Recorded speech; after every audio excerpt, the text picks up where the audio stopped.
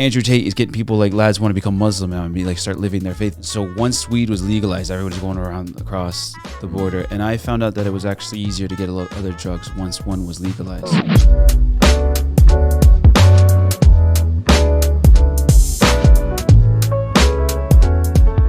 So today on Breaking Bread Catholic, we have Father Luke, who is the head person.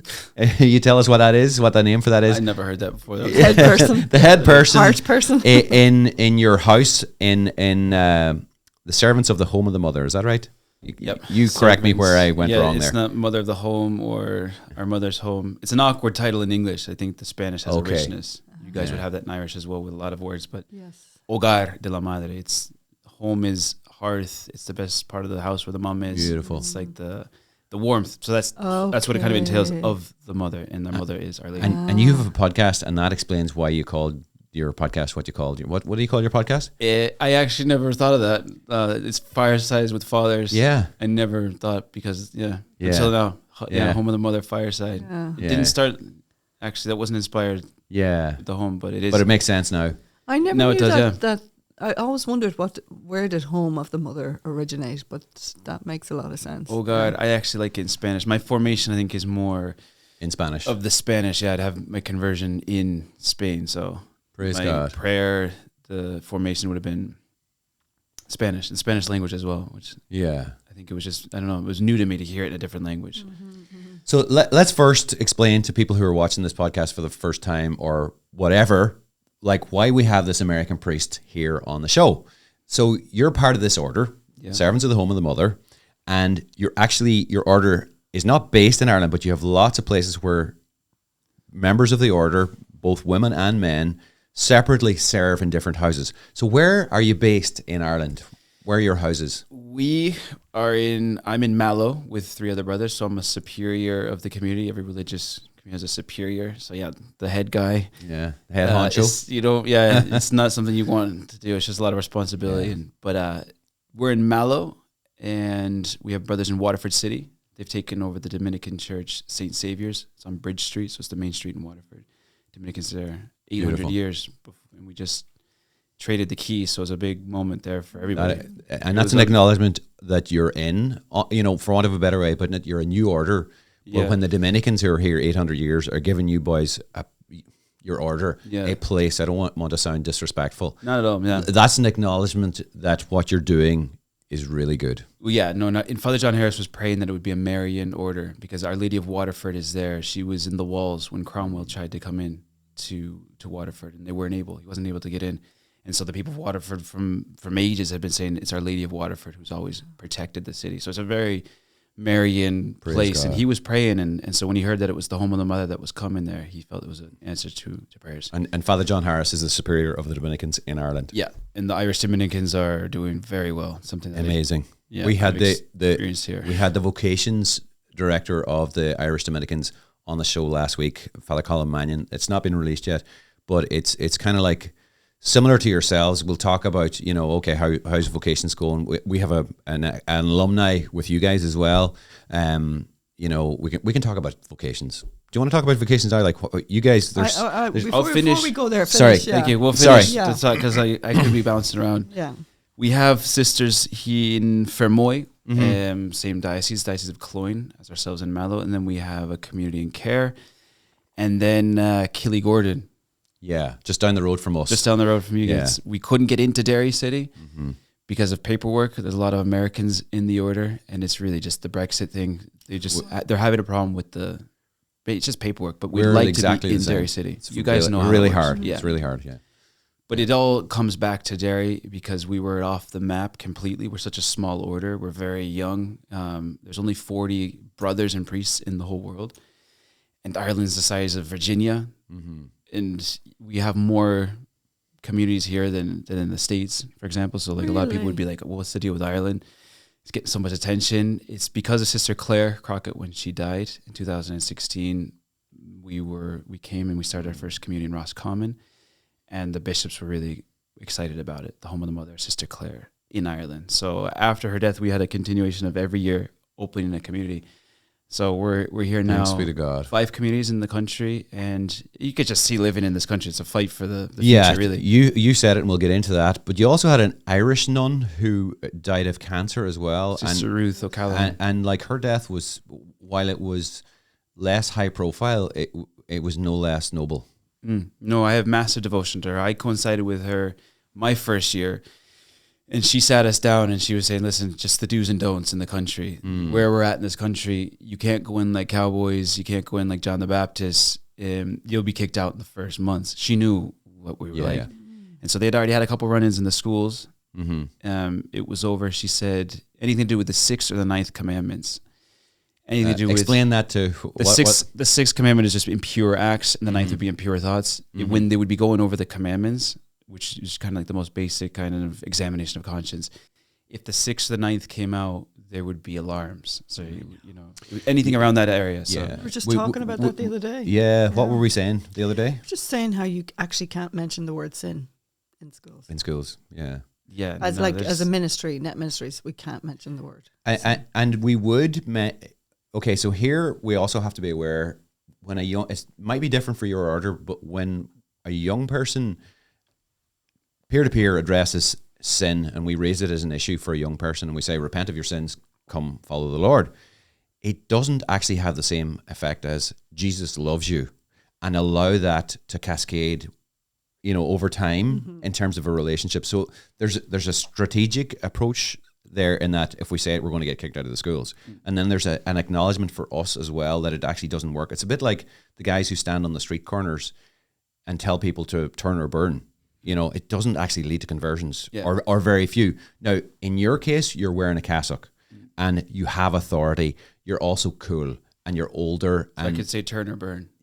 Well, you're not going to say turn or burn, but you're going to say it in a way that is, you know, will actually have the desired effect that a young person is going to come to faith. Well, our approach has been the same, and we've kind of seen ourselves as we're like the Marines when they come in, they storm the beach, you know, they get things ready, and then you're ready to send in other troops. We're like an initial.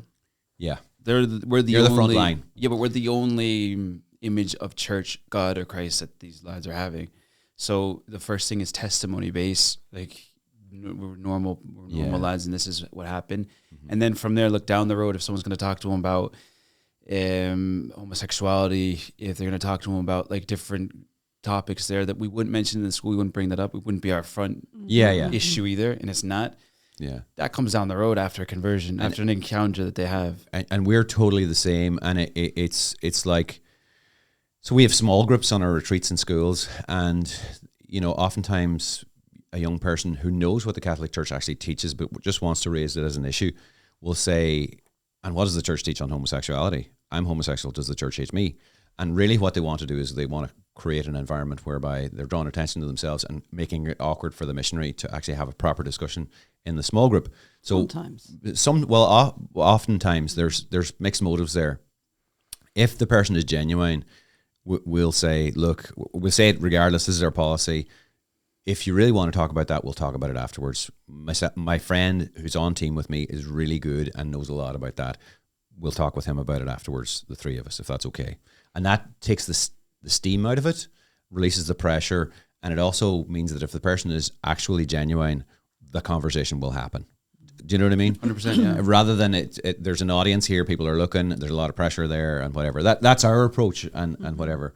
But it's a minefield. Like, you guys are working in schools as well. It is a minefield. Yeah. But we've disarmed it a bit in the sense, not like we're heroes and this is unbelievable. I think Sister Ruth helped us in the beginning because she gave us a couple pointers, do's or don'ts. Yeah. We'd never done this before. As an order, it's our third mission. So our missions are the defense of the Eucharist, the defense of our Blessed Mother, especially in the privilege of her virginity, and then the conquest of the youth for Christ. So amen. If we can be working with youth, that's our mission. So we're coming here like, oh, look, we're going to be in 28 secondary schools in the diocese. This is it. You know, this is we've never done it. This is something new to us. So she gave us a couple pointers in the beginning, kind of went playing smart. Father Rene, you guys know Father Rene with the juggling.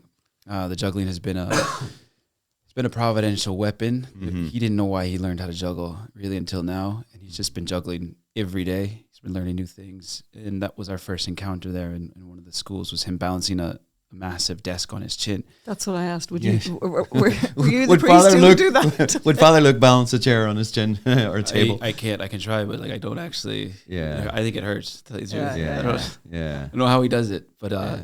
that's been, you know what I'm saying? Like that's kind of an in.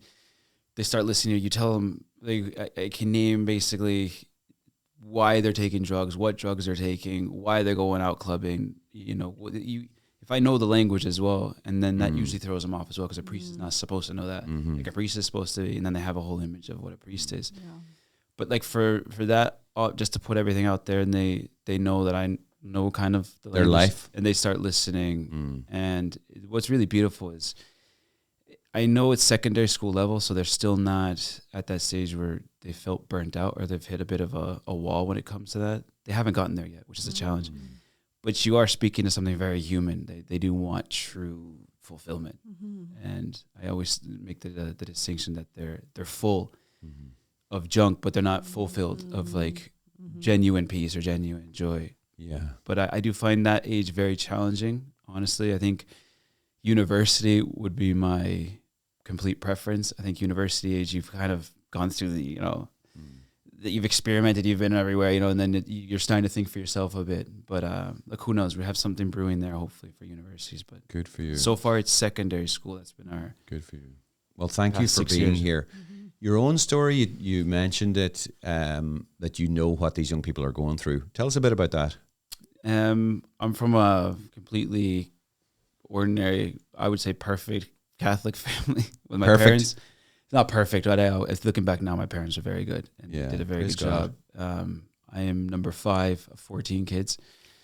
There's 9 amazing. boys and 5 girls. And my parents really, really, I mean, they tried everything. I think it was just harder with the older lads. They kind of trial and error, but I mean, I just went off really, I'd say about 13, 14. Just thought it was too attractive what the friends were doing. And so I followed them, and that was really, that's how I started. So, I mean, just starts with the small things, you know, a couple cans here and there. It's just smoking, everything behind the parents' back. My mom started finding out. She started kind of catching on her instinct. I mean, I tried my best, I think, to hide it, but I think she was very, very good at catching on.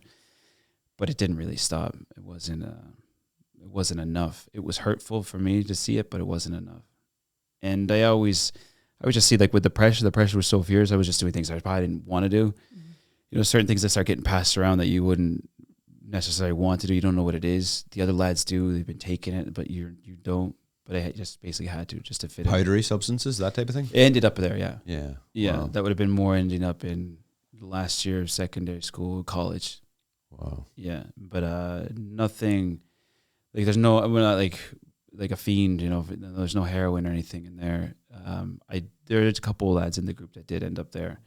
But this kind of started, like they say, and I don't actually agree with this, but they say, like, oh, it's recreational drugs, you know?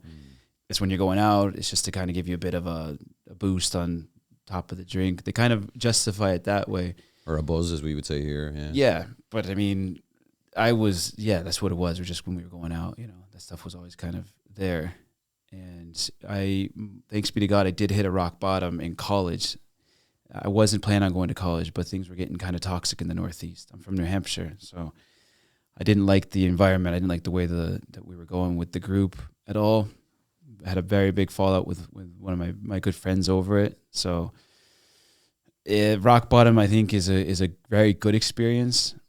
I haven't seen many people hit it here. What I've experienced is it's an abyss experience. So what I'm just kind of, this isn't doctrine or anything. It's just what I've experienced. Like when you hit rock bottom, in my case, it's like you kind of go through everything, and nothing really does it anymore. And so you're at the bottom and you're hitting something. In my case, it was my parents. My parents were so convincing, and they were just not anymore with words, but like just the way they lived. It was so convincing that I had something I could probably build on. If everything's like let me down, I have nothing else left. There's this, and that's a rock. It's solid. Where I think in this case, like the majority of these boys now, when you hear about suicides amongst young people, the first thing that comes to my head is that they fell into the abyss. So there was nothing that stopped them. There was no seed. There was no experience of good parents maybe that were going to mass or trying to. And I'm not saying all these parents are bad there, you know, that are, you know, and that someone could be listening to this and like absolutely feel shocking. But like when there's nothing in there, Yeah. they just say there's absolutely nothing. Can I ask you a clarifying question before you move on? Was it the way your parents loved each other, or the way that they loved you, or a combination?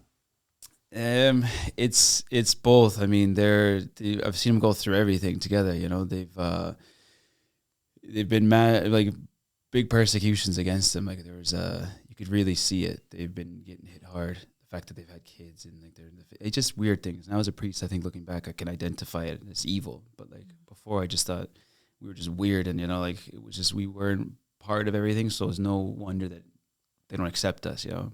Like mom going shopping and you know the kids are there and you get the comments you could be getting, you know, or like the nasty looks or just weird stuff like that would be happening.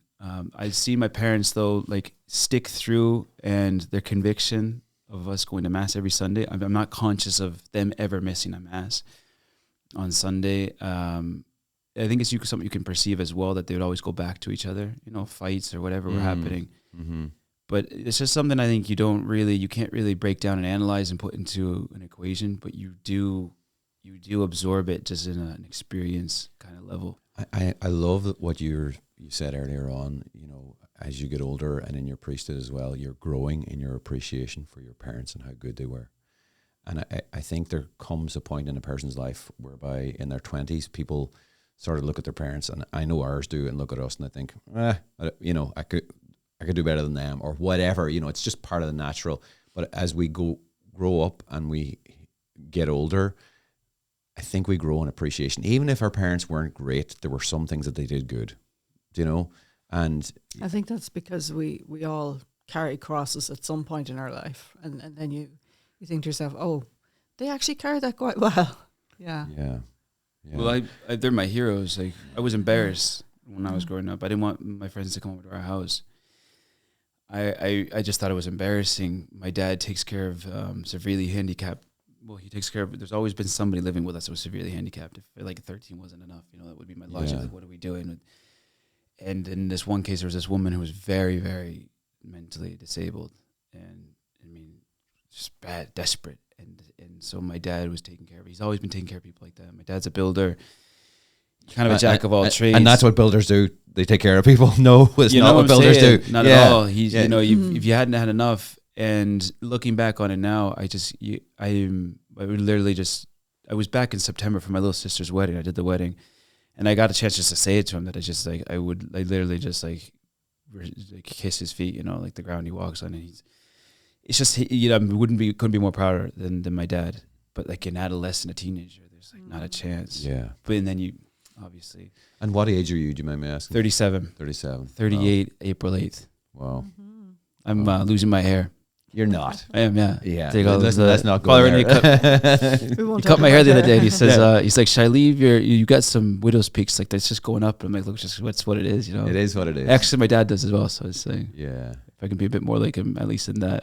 Gosh, that's really I think that's a really interesting concept that you talked about, the rock bottom, and then the bottomless bottom. Yeah. You know, that like that's really where you guys come in, isn't it? To offer that 100%. rock for people who don't have it. Yeah. I've experienced that sometimes just speaking, and that's exactly what because these, like I said, secondary school, you're just fighting against so much, you know, 7 hours average TikTok, internet, a lot of it would be TikTok or Snapchat. Per day. Yeah, and if there's 7 hours in school. Ass average. Yeah. And if they're sleeping 7 hours, like sometimes I ask myself, where is this? Like this generation is the experimental generation that we've never encountered, or we don't know how they're going to come out. They were born with smartphones, smart technology. So they don't know how to live without it. They don't know what life is like without that. They just don't know. Can I make a prediction? Yeah. I think in less than 10 years, we'll be looking back and saying, what were we thinking? Yeah. What have we done? Allowing kids to have these toxic, potentially great devices, but unfortunately in the wrong hands are used immaturely and addictive. They're addictive. Well, moms that are listening, and I had a mom the other day saying like it's every day that the boy comes home and he basically just says how she's the worst mother. He can't believe it. She won't give him a phone. And I'm like, you go like in 10 years, when you're saying if he's going to come up to you and he's like, he's going to be saying the same thing, but because you gave me one, you know, you're the worst mother. You didn't love me. I can't believe you let me have it at that age. So you're holding off now, not giving it to them, putting up with that, but they're going to be looking back. Can a mother who's going through the same thing speak to that mother? Just look in the camera. Speak to that mother. Yeah, we have, that's our kind of house family policy is no smartphone till you're 16. Honestly, I wish we could push it out another bit further, but that is a compromise. And I think, you know, for the older children, it was just the brick, you know, so that wasn't a big deal. But like we've had experiences where, you know, even we gave them the brick and they handed it back because of the social pressure and the stuff that was coming through, even in texts. I'm not even talking about a smartphone.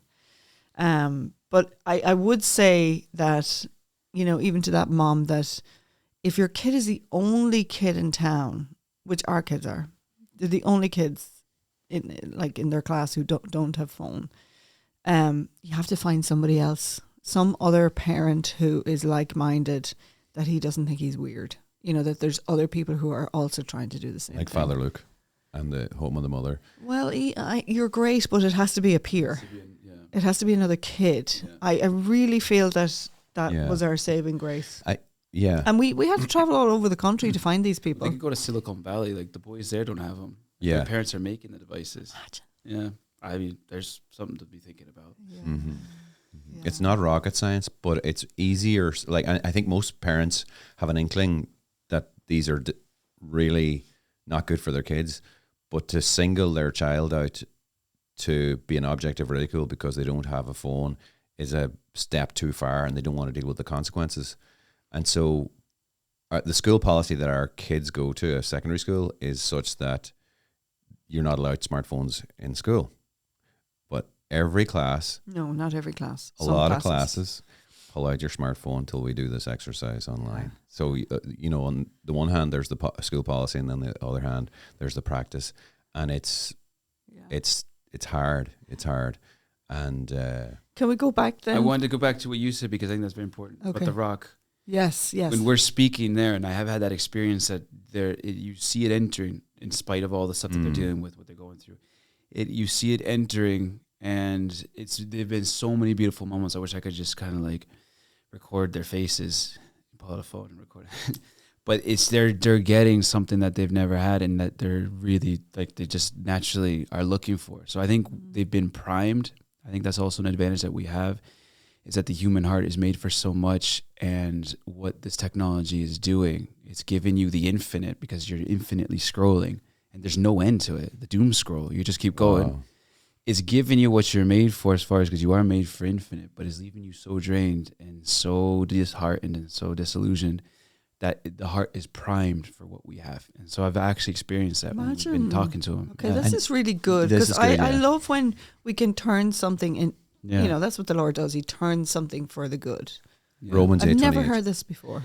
So what do you say to a young person? Like, how do you express that, what it is that you're saying to them? I tell my story. I give my testimony. I give it in a lot more detail, and a bit more raw than I'm here. Can you go back and keep going with your story there? Yeah. Well, I mean, like I said, I tell my story through stories. That's what I do to them, because I usually have about half an hour, and I'm dealing with an 8-second attention span. So like, my stories with stories. It's all clickbait, really. Starting off with clickbait. Mm-hmm. And then I'm kind of getting into moving along. And they're listening, and they're actually relating in a lot of ways. Because you're talking about parties, you're talking about different kinds of drinks, you know, even chasers with this kind of, you just really kind of sometimes getting into details. So that's what's kind of keeping their attention. I don't really say like, oh, I did a lot of bad stuff, and I regret a lot of it. But I felt God. I get into it, yeah. It depends as well, you know. Yeah. Even though I've seen that a lot of ages. And did you take marijuana? Well, see, we live in New Hampshire, and Vermont is our neighbor state, and it's the green state because it has the Green Mountains. But like, it turned into the green state because it was the second state to legalize cannabis after Colorado. And so once weed was legalized, everybody's going around across the border, and I found out that it was actually easier to get other drugs once one was legalized. It's something I don't think people thought about. I don't actually know how that works, but other things became a bit more accessible and cheaper. So weed was everywhere. I had good friends that were really just stoners, and they're just living in their basement, and that always just didn't attract me. I felt more kind of like, I liked the more uppity stuff, to kind of like, if you're going out in the bars and stuff and playing playing pool or just like, chasing girls. Like I felt it'd be more. What's in like we didn't, at least I didn't take drugs. Anyway, He's looking at me like, would you like to do you want to talk confess? about that now, Sheena? Like, what is an uppity drug? I can imagine what a marijuana leaves you mellow and whatever, also schizophrenic. But what's an uppity drug? Well, you have different ones. There's loads, yeah. And in our circle, that's when we started going into cocaine. Because cocaine would give you just like this, get an injection really of just a lot of energy. We called it love, funny enough. And I always say this to the boys. A lot of times you call different drugs different names. Usually just for people like the adults or whatever don't find out that what you're talking about. And then like the majority of the songs, people don't understand what they're talking about, but they're usually talking about like different kinds of experiences through different chemicals. Interesting. So love was that, someone would put on a song there in the bar and everybody would know like, okay, so you can go to the bathroom or you can go somewhere else. And that was, where you're going to be starting to, take something. This is the Northeast. I don't know how they do it here, but I mean, similar things usually. But you really do feel loved. You feel lovable. You love everybody. It's giving you something. Is that not a good thing? It's giving you something. I always say this to the boys, like, it's always giving you something like absolutely incredible. And it's unbelievable. It's like a little piece of heaven, It's like kind of like, how the world is like with the scrolling or whatever. It's giving you what you're made for. Like our Lord says, like, he's gonna give you peace. When our Lord says the peace I give you is my peace, not as the world gives it to you. So he's saying that the world's going to give you something, some form of peace or so it is, yeah. You feel love, you feel peace, you feel joy. But then 3 hours later, 2 hours later, it's like the absolute opposite. You hate everybody, you hate yourself. There's anger, there's frustration, there's, and addiction. If the addiction comes in, it's, you just start lashing out. It's funny, there's a term I just read the other day. It's called, adhedonia. It's a kind of I think it's a Greek word. We'd understand the word hedonism from that. Adhedonia is this thing that they're discovering in people that they're going after something, knowing that it's not even going to give them pleasure, but they have to do it just so that they're not in a state of non-dopamine. It sounds kind of complicating, but it's basically you're chasing after something, the cravings are getting fiercer, and the pleasure you're receiving is becoming less. So it takes more. Yeah, and it gets to the point where it doesn't even do anything. So the addiction, you're not even getting anything out of it, but you have to keep doing it. So that's how usually the cycle ends usually. And not to be crass, but guys who are addicted to porn, when they get married, it doesn't go away. Sometimes they just can't even function sexually. No. Because they've been addicted to pornography and the consequent results of that. And it leads to, and not infertility, what's it? Impotence. Impotence, yeah. Yeah. No, that's it. Yeah, 100%. But that's, you would get something. You would get something out of it. And I always tell the boys that, like, the chemical romance, you're in love with something. But at the end of the day, yourself, it's an alteration. And I lead up to a moment where I was absolutely blown away and floored. So this would have been my first year in college. I went to Ave Maria University. It was another move. Good Catholic university. That was my dad's move. I wasn't going to go to college. Like I said, things were getting very toxic in the Northeast. I just lost a massive, friendship, very big. I've been in a lot of friendships, girlfriends as well, but like I'd never felt like I felt with this friend. Like we were so close. And we got to the point where we were even on the same page. It's almost like a married couple when they know what the other one's thinking with the way they look. Like I've experienced that with this friend. Very, very close. And we just had it was over drugs actually. Wow. And I'm like, that for me was the end. I was just like, all right, it's whatever. Coincides with my dad, a nice strategic move to try to get me into Ave Maria. Nick Healy would have been the president. He's our neighbor. So he was in this house actually. No, it's all right. I didn't know if you were Yeah. He was our neighbor, so he was the president of Ave Maria at the time and very good friends with my parents. So my dad kind of swung me getting in there. Good stuff. Application process was a bit easier. They were just starting off anyways. Yeah. That saved my life. I promised my dad a semester. Like it's candy. I'm getting out of this, like the Northeast, going to Florida. Never been. Out of town. I thought that was going to be that, but we were in the Gulf Coast. I was thinking Florida. I was thinking Miami. Thanks be to God, it wasn't Miami. It wasn't. It's the so Naples is the Gulf Coast. That's just where elderly people kind of go during the winter, and then Miami would have been more like the Cuban kind of like party scene. Okay. We were on the 2 hours other coast, which was very helpful. And that was my first encounter, I think, with a real moment of grace. I didn't get to go home for fall break. I didn't want to stay in Florida for a week. And the student council had organized a mountaineering whitewater rafting trip. That was the way it was advertised, just with a big whitewater rafting kind of picture for free. So I'll go there. And it was falsely advertised because it was a retreat. So that's actually a great thing to do. I don't find any problems with that. If you need to, like whatever, it was there. And I ended up going on it, and it was there where I met this priest, Father Colum Power. Irish fella. He's from Bishopstown, from Cork. And I was terrified of him for a long time just because he seemed very kind of like intense, and his homilies were always very powerful and fiery. But I had a confession with him, and I remember him just sitting in the woods in Georgia. The foliage was out. What they would do in these retreats is they have great crack with the rafting, hiking. And every day they would have mass and adoration in some random spot, usually like in the woods or next to a waterfall. I'm sitting there with the foliage, adoration, and I didn't know what was going on. I never felt like that in my life, ever.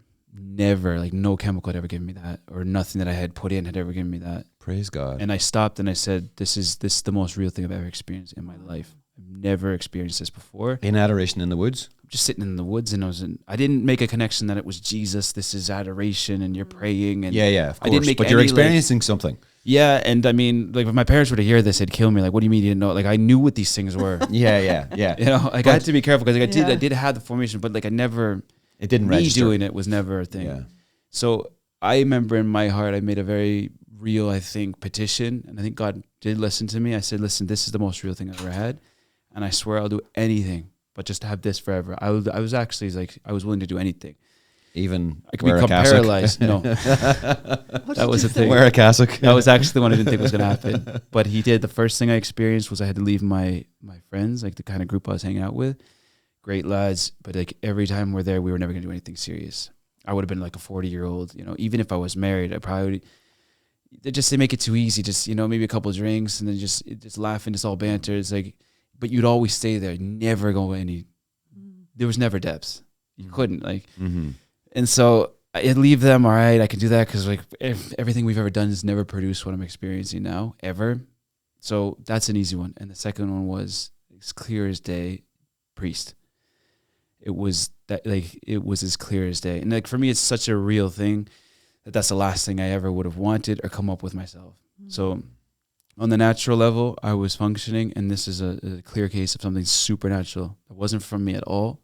It came into me and never would have been able to. And a psychologist with a PhD could rightfully suggest reasons why your brain would suggest these things or whatever, but you know different. Well, the psychologist, I'd love to sit down and talk with him because we've had those experiences as well, because like my frontal cortex probably wasn't developed enough to make a decision. Exactly. Yeah. I've heard loads of those things, and you should see us walk around with Javi. Javi looks like he's 16 years old. We go into classes with him, and that's just like, they're like, wait a second. There's no way he can be a priest. He's like way too young, or, that stuff comes up. Mm-hmm. But I would love to sit down and argue with him, put it all on the table and say, listen, as far as like being absolutely blown away by the most real thing I've ever experienced, and I have no explanation, and there's nothing that's been done to me or said to me. It's overwhelmed me. Sometimes the graces are so hard to explain with words, but they're so convicting and so real that that's it. And you're talking like, this was 16 years ago and it's never gone. So, I mean, this is a very powerful experience that I had. Yeah. Yeah. Thanks. Father Michael Scallon had almost the same experience, like walking across a college campus. Boom.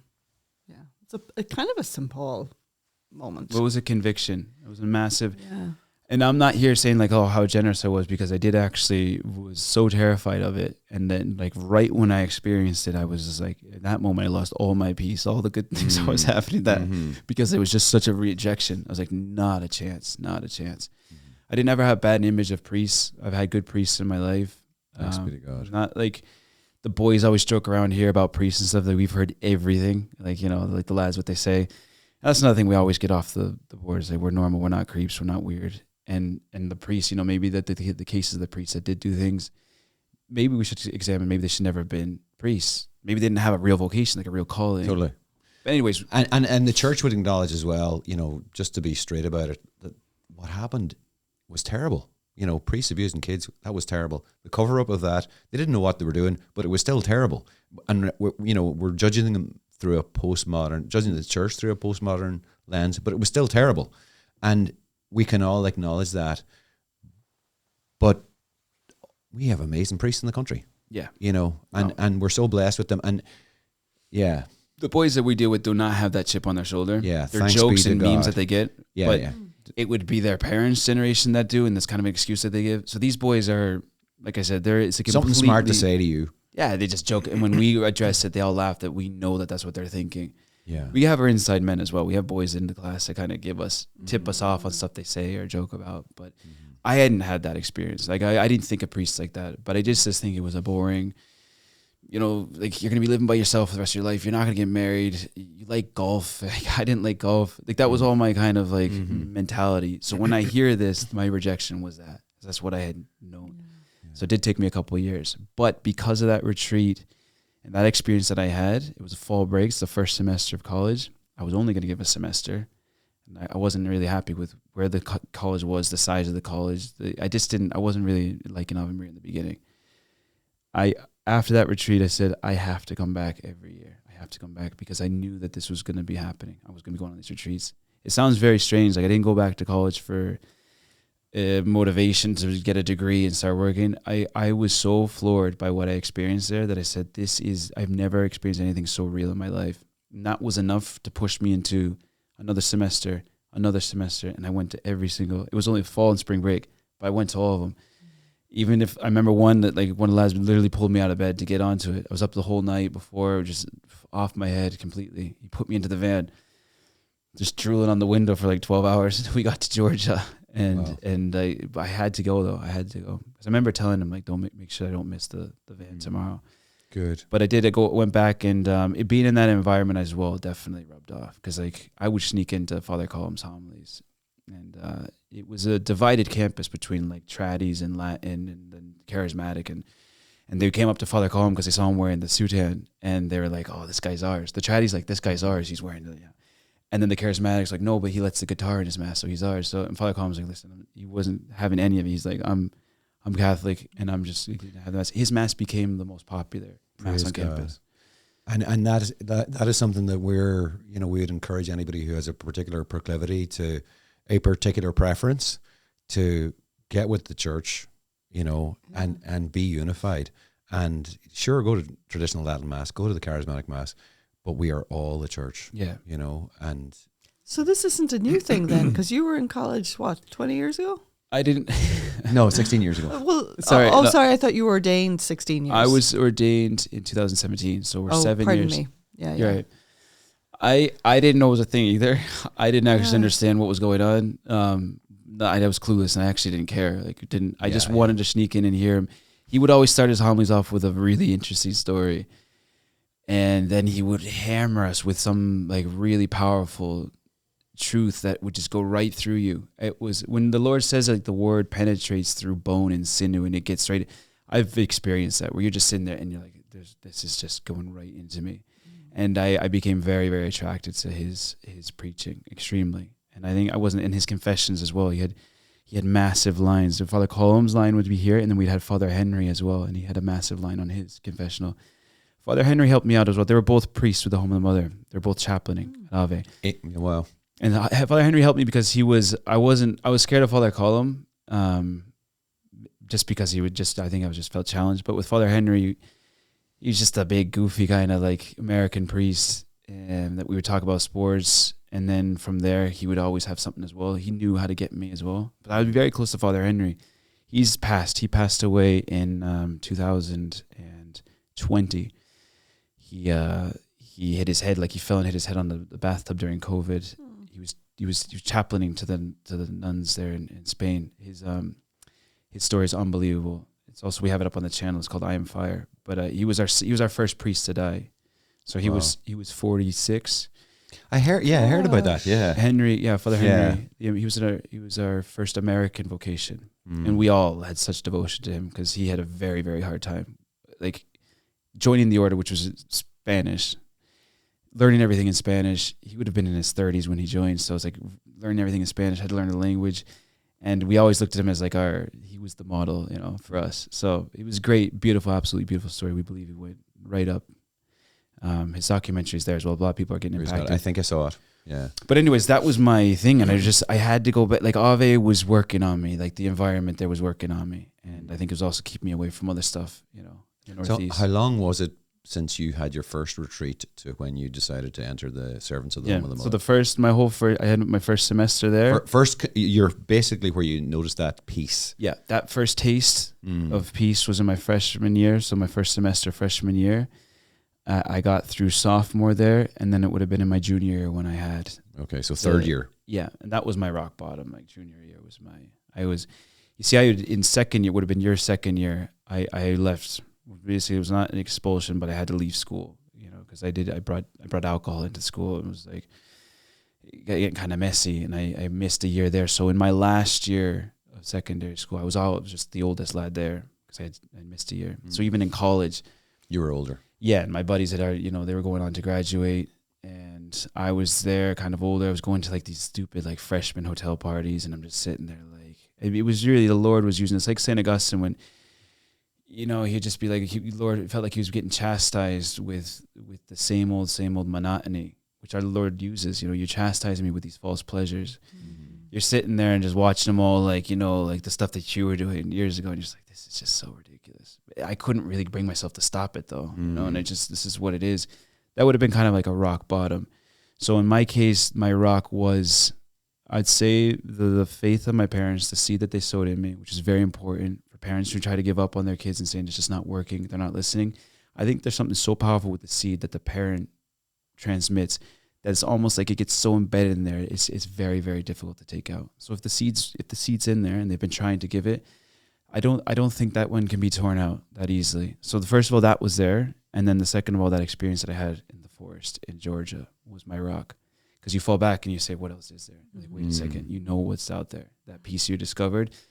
My fear was like that piece was always associated with becoming a priest though.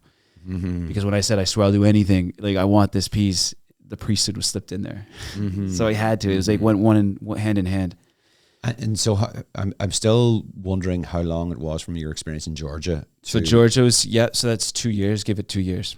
Wow. 2 years of me kind of pushing the self-destruct button again.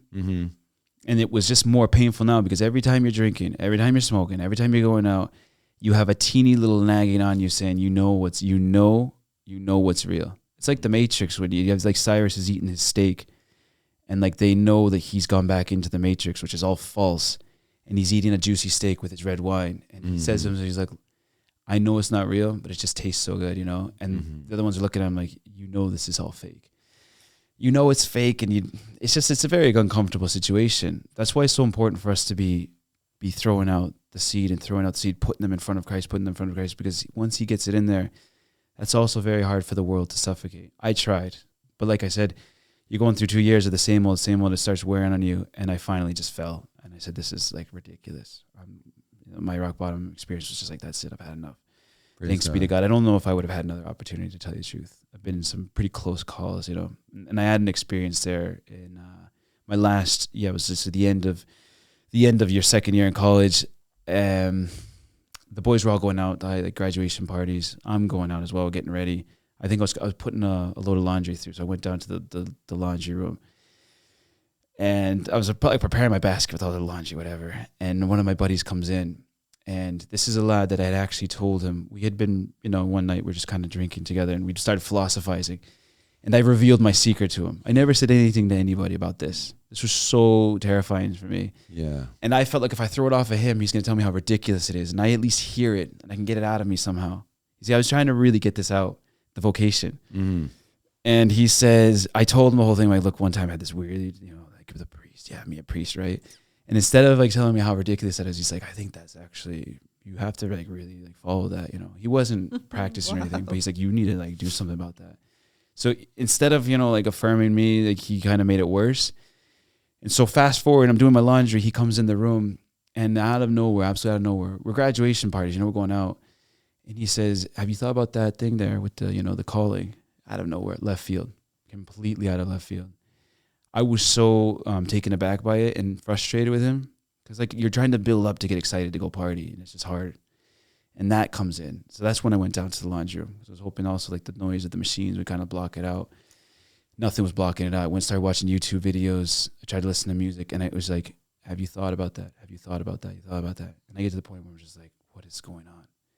And I remember in a very, very real moment, I said, I don't know what I'm saying yes to. I don't know what this is, but I know what I'm saying no to. I'm saying no to like one of the parties. That summer I was going to be going to New York to live with a friend.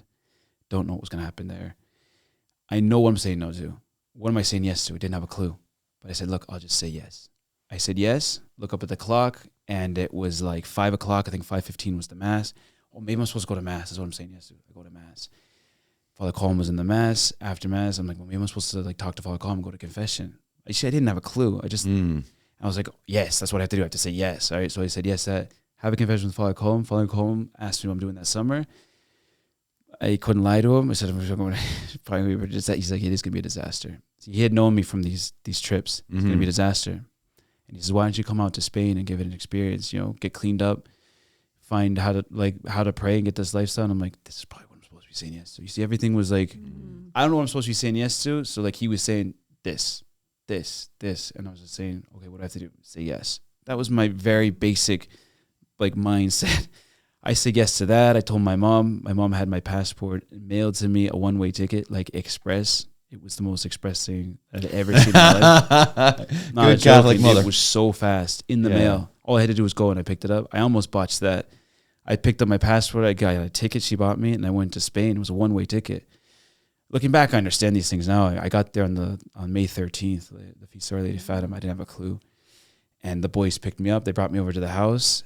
And like I said, open-ended. And after a week, I went up to Father Colm. I said, Father Colm, I don't know what's going on. I'm working with Father Henry. We were like building this very manual, hard work there. Like you build your own houses and stuff.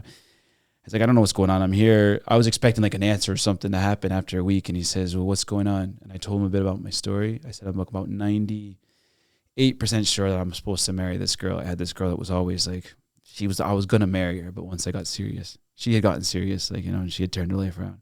It's a whole nother story. But he says, oh, I 98%. And so he's kind of pushing that. I'm like, well, listen, there's this like tiny tingling in me that happened once, when I was in Georgia. And I think maybe, whatever I was supposed to, he wanted me to be a priest or something. And that's when he explained to me the vocation that it's, I'm supposed to get married. I'm a man.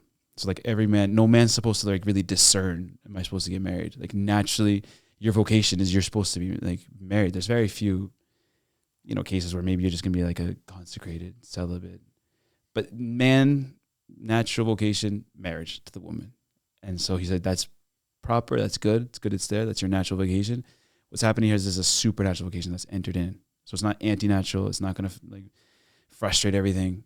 It's going to go and perfect your nature and work with you. You kind of explain it like that. Basically saying you have to listen to that 2%, that little seed. And I did. I went into the chapel and I opened myself up. And that was an honest prayer. It was a whole year of on a spiritual high, buzzing. Like the best way I can describe it is I felt like I was born. I was 23 years old and I just left the womb. So like everything I was seeing, tasting, smelling was like for the first time. Wow. Everything. I was just like, I was seeing everything differently for a whole year. I don't want to be sacrilegious here, but what comes to mind is, when the Protestants, the evangelicals say, unless you're born again, you should, they're quoting scripture, obviously, were you born again? 100%. When I hear that, I say, I know exactly what's happening. I mean, if they're talking about baptism, which is your reborn, I understand that, but like, I don't know how else to explain that. Like I was like a little. You're born again in the Spirit, but you're 23 years old, so it's like you're starting to discover everything for like my taste buds. I could start like tasting different things, like smelling. I also quit smoking, which helped. But like hearing like birds terrified me before because you'd be up all night, and once you heard the birds, it means you had to go to work because the sun was gonna start coming up. I couldn't stand it, like the little birds chirping. It would go out and like strangle each like little bird. Like that was me, like the hateful me, like. Oh, like the light's coming, like I'm living in darkness and like I don't want to go out and work. I want the night just to continue but now little birds chirping is like, oh, I loved them. And like, like the sunsets it wasn't capable of like seeing a sunset or what a sunset was. So yeah, he was, as John the Cross says, he inebriates you. He basically gets you so drunk so that you're just like, you're just so immersed in him, that you can really taste and see him. And he gives you that. This says that's very common of like, people who kind of have a conversion. Yeah. Sheena, where do you want to go from here with? Well, I just want to just kind of reverse there a little bit. When you talked about down at the laundry, and you decided to say yes, but you took the next step, and then you took the next step. And you know what I mean? Like You didn't know what the yes meant. But I think that's crucial in discerning a vocation is just take the next right step. And it's the thing that we would say a lot to people who are like, I don't know what I'm supposed to be doing. It's like, well, why don't you just take one step in the right direction? It's crucial. Because if you hadn't done that, you wouldn't be here. I didn't. I was convinced that I had to say yes. I didn't know what it was though. Yeah. Takes a lot of... and that's my point. Like, when people are discerning, they don't know which way to go, but do something. You have to, Take one step somewhere. Yeah.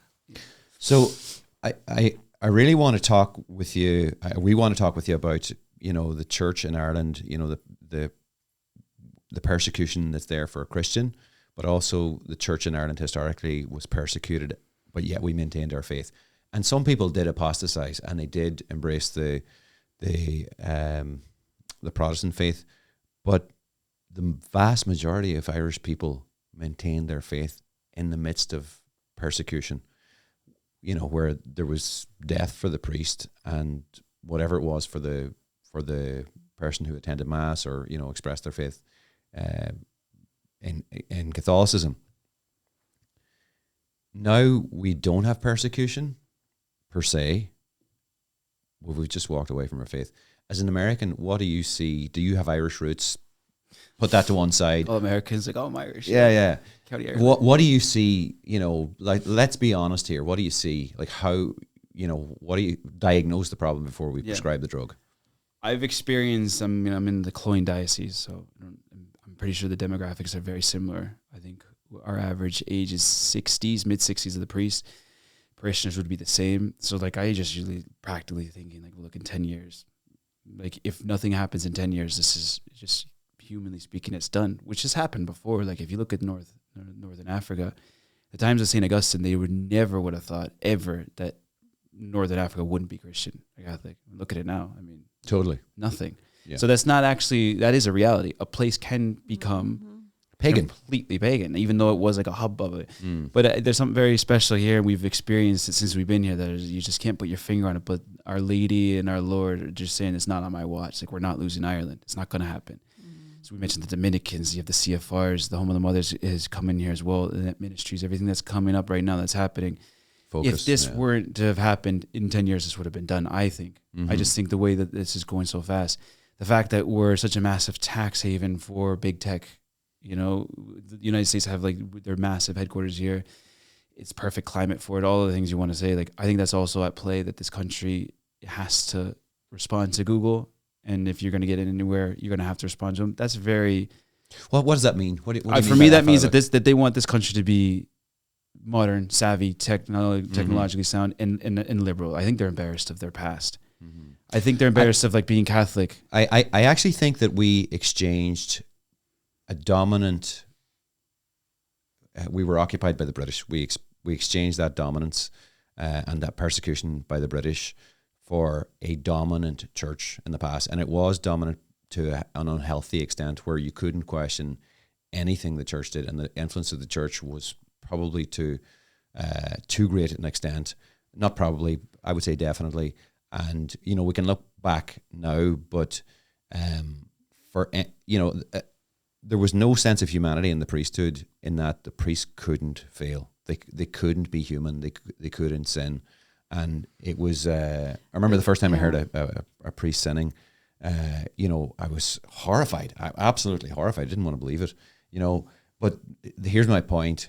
Now we're embracing not secularism, but paganism, like the things that we're doing to our constitution, which is a beautiful document, the referendum that we have now. Like, we don't have places for people to live, but we have this referendum on two aspects of our constitution, which a former Chief Justice, who is a woman, has said, the Constitution doesn't say what the politicians say it says in order for us to have a referendum in the Constitution, for us to amend the Constitution. So what are we having a referendum for when we don't need it?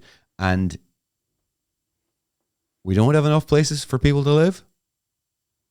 people can no longer afford to buy most people will, Crazy, yeah. it is an absolutely crazy situation. So we've embraced this whole, and I want you to bat me over the head, Sheena, if you disagree, because this is a positive podcast. Yeah, well, it's not that I would disagree, but I think that there's so little education out there or conversations about what this referendum is actually about. And like classic example is the information came in the Post, and I read it and I was like, well, I think that should be changed. That sounds really awful. That's telling the woman that she has to stay in the home. Because I read it, I misread it. You know, I wasn't reading it with the eyes of truth, you know, and I got my hackles up or whatever you call them. And I just was like, yeah, I would vote yes. Because I didn't know. Oh no, Sheena Foy, like that's apostasy. I didn't Heresy. know. I'm literally reading. Yeah, of course. Yeah. And I was there, No, part of that that's how they do conversation. it. No, Yeah. we're doing a podcast on this. I don't know when this is going out, but on Monday. With This will go out probably next week, yeah. Tracy O'Mahony. She's very good. She's a barrister. She is, and we're just going to put it into very, very simple layman's language. And she's actually just putting facts against claims, and it's actually what you said, that there's, and it is kind of covered up in that way. But hopefully, yeah, we can get people. That's a whole nother topic. Yeah, you can get Like into. But redefining the family as to and you know, here, like, so we've made divorce legal. This is another topic. This is okay. I'm moving on to another topic. But anyway, what we're a durable relationship. We're introducing that concept to signify marriage, and what we're saying is that anybody who has a durable relationship has in effect a marriage. So that could mean pretty much anything. And they're saying that no, it still means marriage. No, it's open to the courts to decide what that means. So the politicians can't even say what it actually means. And so if they're not going to define it, the courts will define it, and the courts will define it in the way that it is written. And the way that it's written is durable. And anything can be durable. You and I have a durable relationship. Right, it's a We've Christmas known each card. other for years. Yeah. You know, we have a durable relationship. Yeah. You know, maybe I should have inheritance rights or whatever, you know, Yeah. and so on and so forth. Anyway. But that's the panorama, and you can see it. And I think Ireland brags. Father Brendan Kilcoyne says this a lot as well, that they kind of brag as they want to kind of set the bar as like they're so embarrassed of what they were, and now we're kind of out of this new liberal country. But this is what we're dealing with. It reminds me, and I always go back to, you mentioned, I don't know if we were on the podcast when you mentioned it, but you mentioned the parable of the sower. You know, when persecution comes, you know, the faith is going to fail. I think we're in a different category when the seed grows and it's the cares and the comforts of the world that choke it. I would say that's what's happening. That's where we're at, yeah. Yeah, I would agree. John Paul II said it in Poland. He's like, you guys have survived two massive tyrannies. You've survived communism and Nazism. I don't think you're going to survive the third, which is going to be consumerism. Oh my God. He said that to the Polish people. Polish, yeah. He said the people of Poland, and he was very, very emphatic about it and very passionate. He didn't think you're going to survive the third one, which is going to be consumerism. And Father Mike Schmitz gives a very good example of a priest he knew who told the story of a Chinese, you guys have probably heard this, like the Chinese parishioner that this priest had, that had all these crazy stories about like communist China. He was getting electrocuted with a cattle prod because this Chinese man was hiding priests, and he was in charge of kind of networking them so they could celebrate underground masses. The government knew about it, and he wouldn't say a word with a cattle prod, getting like, and they're putting it in very uncomfortable places. He ended up moving to the States, and after 2 years there with an income that he's just never seen in China, he missed his first Sunday Mass of his life. He'd never missed a Sunday Mass in this communist China. And then he said after 5 years, he missed Easter, and then it was less than a decade when he completely lost his faith. Oh. And Father Mike Schmidt says, like, what a cattle prod couldn't take out of him in China, consumers in America took out. Just a matter I've of time. heard that story. So That's how it. do we, so here we are, we're a married couple, we're living in the world, and we have all, you know, we have all the potential hazards there with consumerism. You know, I love cars, it's my thing, you know, and yeah, it's all about cars. But anyway, like, how do we, what advice would you have to people out there who are still faithful? And, you know, are we too late for those who have been lost to consumerism? How do we gain those people back? I believe what John Paul II says. I think it would be a lot easier if I was living over in the Middle East. I have a very good friend who's living in Syria, and he says every day you'd wake up, he said, this could be the last day. Easily could be my last day. I always felt that was easy, the tension of martyrdom, where you're in a tension of martyrdom. When a temptation comes, You're like, oh, look, I can lose my head tonight. Like, I'm not going to give in that easily. I always thought that seems like that's our habitat as Christians, and it's almost easier. Whereas in the consumerism is so much harder because no one's there to like shoot you for your faith. I have never heard that story about John Paul II. Yeah, I'm not saying it's not before. true. Have you heard it before? before? I did, yeah. And it's happening in Poland. The profundity of that Yeah. in itself, the fact that he was a prophet and he could see it coming as well. And he talked to Ireland in similar terms as well. He didn't mention consumerism, but he talked to Ireland in similar terms. Yeah. And that is essentially, in simple terms, what has happened to this country. Very interesting, actually, because a couple of podcasts ago, Tony Foy sat there and he said, I'm too comfortable. I feel like this is what was going on. It was with Bishop Donald McEwen, and I said, was it Bishop Donald? And I said, I don't know what, I can't shake this feeling that we're just too comfortable, and I don't know what is going on with me, but I can't shake this feeling that I'm just too comfortable. And I was like, be careful what you say. So I'm being really vulnerable now with you and everybody else who's watching. I go on a personal retreat and I'm asking the Lord, do you still want us to do this thing? Do you still want me to run this Catholic mission in Ireland? And you get a sense about something. And I'm not Moses, but I got a sense that he still wanted me to run this thing. And we go on, and I'm on this drive up to this really remote place up in the Highlands in Scotland. And then I get a sense, but there's persecution coming. We're in 24/7 adoration up in Craig Lodge, and it is beautiful, and God spoke to me in a really powerful way. In fact, I got a hug from God, and I'm sound sacrilegious. The oldest gentleman, McFarlane Barrow, the grandfather, is 92, and he hugged me, and it was just like, God just hugged me. It was just that sense. And so the Lord was really preparing my heart, and it was beautiful. And then I got a phone call from somebody back home, and it was just like, okay, there's the persecution. There it is right there.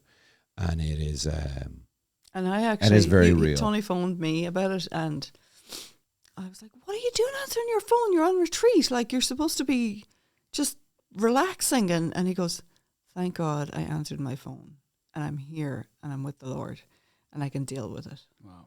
Yeah. Yeah. And, here we are, a married couple who are, because of what we do, we're a target, right? And this is a spiritual battle that we're in. Let's make no mistake about it. And the stakes are high. Souls are at stake, genuinely. What would you say to that? Like, I have lots of opinions about your life. I haven't a clue what your life is like. All right. And what would you say to that? I think we've lost the spirit of mortification in general. When you speak to people in the Indian community, I think, at least in the diocese where we are, if it weren't for these Indian families, I don't know where the parish would be. Like, they're the ones signing up for the toughest hours of adoration. They're the ones volunteering for anything that the priest needs. It's just so beautiful. But like, we had one come over the other day, and he was a professional cook. He had 2 hotels in Dubai, making loads of money, loads. He moved to Ireland. He's like this poor caterer. He's like a very poor, like for a nursing home. He's not doing anything. And his kids are learning English, and they're kind of in the school system. It's a beautiful story. But he kind of makes us his Indian food every now and again. And I told him, like, we should be off that for Lent because, this is too nice. And he's like, we start talking about Lent. His kids are off meat all Lent. So there's no meat. Wow. And I was like, oh, dang, all right. I just, as I first seen him coming out of the adoration chapel with his Way of the Cross book, I already felt like way smaller than him. And then he said, I'm just shrinking even more. And then he says, well, but like him and his wife don't eat, they just eat vegetables for Lent. All Lent is just vegetables. And it kind of started like ringing bells, like even in the church in the West, like our fasting used to be intense. Your Pancake Tuesday, we're getting rid of all the flour, we're getting rid of all the eggs. Easter eggs, I think, was like a Polish thing where it's just like the eggs weren't a thing, so they would just they put them aside and paint them, and then at Easter they would see them or whatever. Like fasting, mortification. I think we're a culture where that's just completely gone off, and it's actually one of the 3 pillars of our spiritual life is we need prayer, fasting, and almsgiving. It's not like Lent is a time when we start doing that. Lent reminds us how much we need that throughout the whole year, and we live in a more strong way to keep the whole thing going. So Christian mortification, martyrdom, persecution, it's not something that happens to somebody, all at once and they're ready to do it. There's been so many that haven't been able to do it because they weren't living the teeny things every day. I'm going to say tomorrow I'm going to be an hour and a half on my phone, It's massive persecution, mortification, death, because that's very hard and no one's going to see it. It's going to be very challenging in the moment. But when we start kind of putting these things down in our life, the prayer life gets vamped because there's no proper prayer without fasting. And your charity, starting to see other things, gets vamped as well, where you're able to give something maybe the Lord's asking you to give. Your car, you're not going to have to sell your car, but like your time, the time is like, imagine visiting someone. Someone told me the other day, like, he did it for Lent. I'm going to start visiting these two people in his life. They're very old. I'd rather visit them now, like when I can, than show up to their funeral because I'm going to go to their funeral.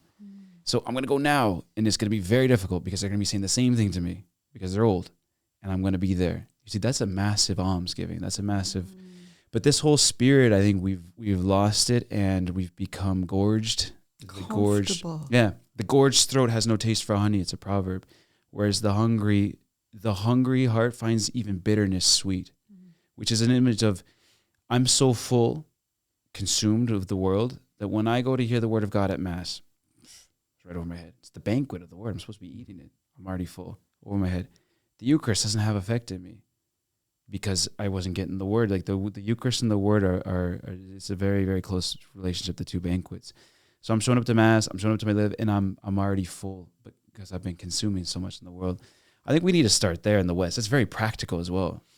Something we can do. It's going to be hard, yeah. Exodus 90 has been doing world of good for a lot of people. They've been waking up to like what it means to like take a cold shower, what it means to get an ice cream headache. Like no one wants that, but you choose it, and then afterwards you feel like you've kind of overcome something. Your prayer becomes strong. You see, it's all. I think that's very practical, Tony. I would say, and then maybe when persecution comes, it finds us vigilant, and it finds us sharpened, and it finds us almost just like we're there, And who do you lean on? In what sense? Like when you're, where's your rock? Who is your rock? Like when you're hitting the rock bottom, it's you have to lean on the Lord. When everything seems to be crumbling around you, it can either bring you closer or not. And it doesn't make just because we've had a good regime in our lives, and I'm not saying I had a great regime in my life, but it doesn't make the persecution, it makes it easier than it would be. It doesn't make the persecution go away. It's still there. And it's, but good will come from it. God, not because I'm good or you're good, but because God is good. And Romans 8:28, everything turns to the good for those who love the Lord and live according to his purposes.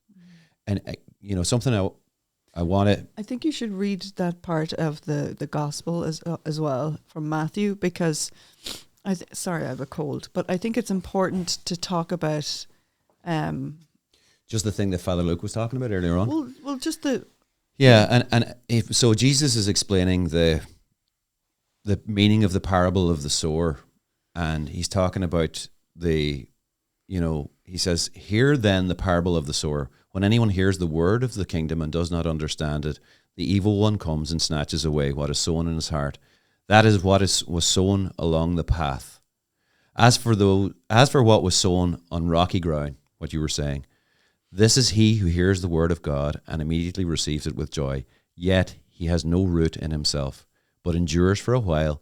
And when tribulation or persecution arises on account of the word, immediately he falls away." Yeah. Not if, but when. Yeah. And I can't remember where I was reading, or did I hear it on a podcast, that that is this life. That is this life. It's, it's not meant to be easy peasy plain sailing. There's always going to be rough road, and and that's when we have to be rooted in our relationship with God. So how do we balance that out with self-care? That's not I'm not being disingenuous here. We genuinely have to take care of ourselves as well, because it can be difficult. What do you mean? Where's this going? Well, what I'm saying is, okay, so persecution will come, but sometimes we can burn out in ministry. How do you guys avoid burnout? That's our number one danger, is activism for us. Activism. Activism, yeah. For us, and it's that book that became very popular not too long ago is The Noonday Devil. Mm-hmm. And they just Acedia. That's it. And they put in as a part of acedia, sloth is doing a lot of times.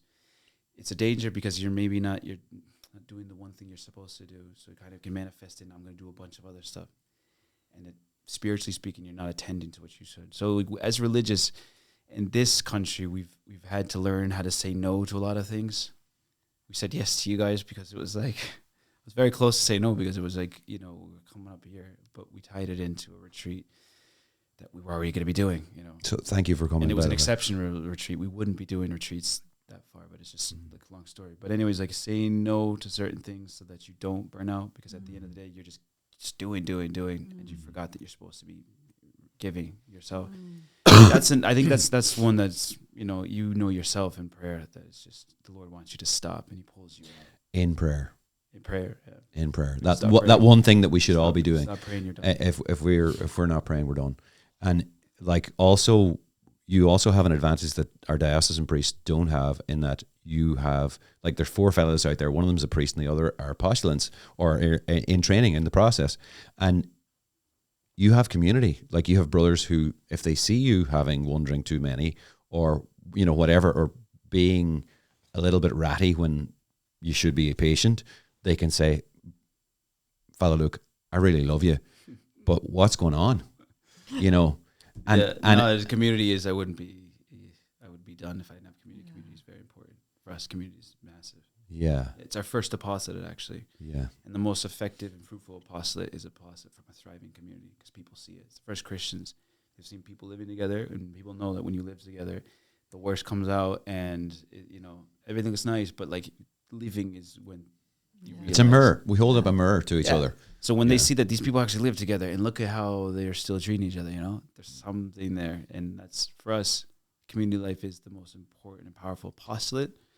And it's part of it. And I'm not Moses, but I actually think that model, the model of parish priest relationship, has got to change if we're to have priests into the future, because the life is really difficult for them, and they're going to need to live in community in the future. And I could be wrong about that, but there's a part of the catechism that I was just reading the other day. It's in the 3rd section, and it's on society, and it talks about how man is created to live in society, whether that's family or organizations, but we're not meant to pull back and be alone. I didn't know it was in the catechism like that, and we can only be our fullest version of a human being by being social and with other people. Don't get me started, because that would be another hour of talking about that. Oh. We'd be good. 30 seconds or 3 minutes. No, I always encourage, and I really believe that parish priests should be at least trying to live in community, because it's really the only vocation, if you think about it, that doesn't have that community society aspect where you're living with them. I know they do have their mission. I know of some very, very good ones, even this country as well, very good parish priests. Particularly this diocese, we're very blessed. Unbelievable, really great priests. But I just believe the fraternity, the brotherhood, the community, and the times we're living in now for priests is so important. And I just think it would be, and we have massive presbyteries too. Like, they're just, you could do it. But look, it'd be a whole different discussion. I think you take the Rafo diocese, for example, you split it up into 4 presbyteries within a half an hour drive of whatever parish needs to be taken care of. And it's so funny that it's so clear in the catechism, and yet it's not a part of the practice of for the life of a priest. Yeah, like even brotherhood. Like, brotherhood is key. Yeah, it's beautiful. So the question is, Andrew Tate, good thing or a bad thing? I think we've gone so far. They call it the Dionysius Rising. It was actually from Nietzsche. I'm not promoting Nietzsche. I don't think Nietzsche is great at all. But like, the idea that he was saying is that you always have these swings in culture where you go Dionysius Rising. He's the god of revelry, of drink, and of chaos. And it goes from the Apollo Rising, which would be Apollo's the god of beauty, logic, order, meaning. And he just says you go through these swingings. All right, whatever. I'm only using him just to say that I think we're in the Dionysius Rising, where we've gone so far left, so much chaos, so much woke, if you want. We're peak woke. I think we're past peak woke. well, that there's this hunger even amongst youth for something like common real. You see Jordan Peterson having so much success like with universities. What he's saying is like, get up, make your bed, and start putting in a bit of order in your life and take control again. Very popular. Andrew Tate is getting people like lads want to become Muslim now and be like start living their faith because Muslim piety, you know, like a man with a beard praying. They're like, there's something in this. Like, I had a lad say to me, he was thinking Muslim, but he said Jewish. He's like, I want to become Jew because like those boys are actually serious about what they do. You know, their Ramadan and everything. He's so confused, but like, what they're looking for is a dominant, authoritative leader. All those things they tell us now is toxic masculinity, which is a lie. Gosh, men is dominant. And we're supposed to, and not in the way like you're slapping your wife around, you're saying like, oh, I'm dominating you. And like, you know, I always say this to the boys, like you're supposed to dominate because we're supposed to go out there and dominate creation and don't let creation dominate you. Yeah. And they see that sometimes in some of these lads, like they have this structure. I don't know how to say this like in a clean language, but there's challenges out there on the internet for boys to like stop looking at porn in November. And you know, how many days can you go on your streak?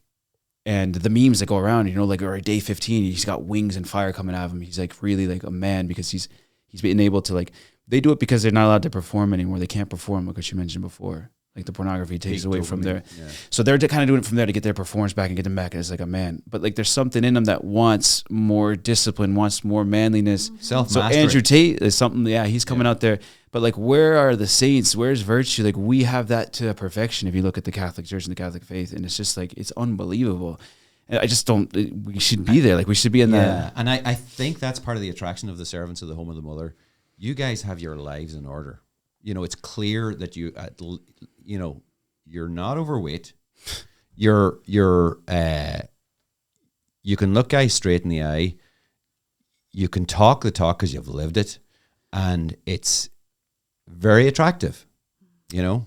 What I said to the lads is if there's a streak going on here and like we're living life of virtue, the first thing is because every single morning, 6:30 in the morning, we're on our knees in adoration. Every single morning. Has never, ever lacked in our day, and it can never lack in our day. Praise God. It's like the strength and the power, and I'm also saying we're not like submitting our passions and putting them down, and every day like we're thinking like, oh, we love to be married, we love to be women, but we're not, because like this is also a beautiful moment when you're talking to the boys. It's the first time they've heard that you can actually go years without looking at that crap and without like, you know, masturbating. Maybe a like lifetime. You can go like, yeah. And when we say like, this is what we're living, this is the most normal thing. And on the list of like challenges and priorities, like that's way down there. That's maybe like a number 20 or something. That's not even like an issue. They've never heard that before. They don't even know that's actually a possibility. It's impossible. And so it's the first time they're hearing it. The first thing they say is like, oh, sir, that's unhealthy. And it's like, well, where'd you learn that? It's like, on TikTok. Oh, okay. I'm like, I've never met a person that's actually become unhealthy or died from living chastity. I can say the opposite though, for people who have indulged. I can't say sicknesses or whatever. But I have to find a person that has become unhealthy. They see it, they hear it from us. I'm not making money on what I'm doing. I'm not trying to sell them anything. And so like that, we've been seeing the impact that's happened usually in this field as well, of like they want to get back like to like masculinity. And it's an important one, yeah. And it's very, very relevant. Yeah. So another random question. You're young, you're very handsome. 37, so yeah, I'm 30. I'm almost 40 actually. You've got the American teeth, right? You've got essentially, you're a young, good-looking priest. That's a target as well. How do you manage that? I actually would never really. I don't wake up thinking about that. Yeah, yeah. I know you don't think about it, but it's like it's there. You know, it's there, yeah. and it's. I feel more. I do get like spiritual attacks. You can get that. Being a superior, you know, like kind of being the spirit, you get all these responsibilities and everything. I feel more of an attack on that end. Activism, I think activism would be more of a temptation or a problem than, you know, me going out there talking. I've never had like, you know, like I don't have girls run after me like, oh, look, there's a target, let's get him, you know, like, yeah. That's not really good. I don't know if that's what people think. It doesn't happen. I'm glad to hear that. Yeah. No, it's not. I mean, we're conscious of it. Like we're very conscious, and we have to be very careful with, like, you know, I'm not putting things out there, you know, we're very prudent, but yeah. And you also, you know, you would tend to minister to fellas, you know, there's girls' schools as well. We go into girls' schools, yeah, and we do, yeah. It's part of the ministry as well. Yeah. So something just, you know, before we wind up, you know, we started off this conversation about, you know, this mom who doesn't allow her kid to have the phone. You guys run great retreats where young people can go and meet like-minded people. Is that usually in the summertime, or do you want to talk a tiny bit about that? I'll try to talk a tiny bit about that. We were just talking about it. We're since lockdown and the death of Sister Ruth, her big thing was to get the lay movement. So we have brothers, sisters, and lay. It's like the Home of the Mother is a big kind of family. There's been waiting lists on everything we've been putting out. There's no promotion. There's no asking. It's literally our last midterm camp. It was within 24 hours. There was already a waiting list on it. This is no bragging. This is it is what it is. This is a reality that I say. This is what the Lord is doing in this country. Yeah. And our Holy Week encounter as well. That was less than a week. It was already full, and we have a problem. We don't know what to do with the waiting list. Every event that's happening, that's been happening, it's been going on, and so they're receiving really just basic, pure, just gospel, like in authenticity. And I think it helps that we're able to completely dedicate ourselves to them. So, like in a Holy Week encounter, for example, the parents could be by themselves getting formation. The lads are out with the brothers, the girls are out with the sisters, and it's just like it's kind of like a very complete kind of reality that, especially in this country, something they've been waiting for, and I just feel very humbled that I'm a part of it. Is it affordable? Like, so say a family wants to go along. It is affordable, yeah. There's never been anybody. We've always been just, and then you have families saying, "I'd like to make a donation." Great. For a family that wouldn't be able to, it's never even been an issue. It's been the opposite, actually. Yeah, 100%. That is so good to hear. Yeah, yeah. So like, say a family wants to come along too. Is it a week long or a weekend? It starts, this one now that we're going to be having, it's in Clongowes. It starts on Thursday, Holy Thursday, Friday, Saturday, Sunday. And then this year we're going to end on Monday. It's just bank holiday, just extend it a bit. And the families go in there. You might be having a rough night's sleep if you're sleeping. If you guys know what Clongowes looks like, it's not the worst. We usually like that they're cooking and cleaning, because that also we get very good bonding in there, and usually in our things the families are doing that, and it's like a good moment. But in Clongowes you can't; it's catered. So, but it's usually just a weekend. Very powerful. Great, good on you, and thank you for doing that. And it is so important. Have you anything you want to say, Sheena? I just the last question we usually wind up with is like, is there something on your heart at the moment that the Lord's, speaking to you in your prayer time, or something you've read, something that's new, you know what I mean, that's sitting with you, and we'll also share whatever. Well, it's probably just because we're in Lent, but the passion, he loved more than he suffered. It's a quote from St. John of Avila. And if we're meditating on the passion, if we're entering into the passion, that's the game changer. Wow. St. Teresa of Jesus said, all your problems are happening because you've taken your eyes off a crucified God. So everything really comes overwhelming or too much, but we've taken our eyes off the one important thing, what he is and what he's done. And it's an ocean. Like, you can never get to the bottom of the passion. And that's really been something I've been, I think, trying to get into a lot more. Thank you, Sheena. Well, I'm still struggling with, actually, because we're early morning mass now, and I'm struggling with finding that prayer time, which was usually early morning. But we've just read, for my book club, we've read Sister Miriam Heitland's book, Loved as I Am, and we just met this morning, and reading the book, I'm just blown away by her journey from living a life, half full, almost empty, to a fulfilled life. And, her book talks about how this is the way that we are made to be, to live fully. And the only way that we can achieve human fulfillment is by loving God. But sometimes we have stuff, in our history or that acts as a blockage to being able to be freely immersed in God's love.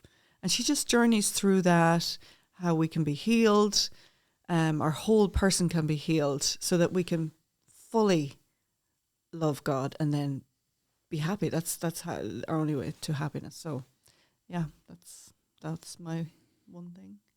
I think there's from this podcast alone, talking about Poland, like, that is blowing me away. Consumerism did what communism and Nazism couldn't do.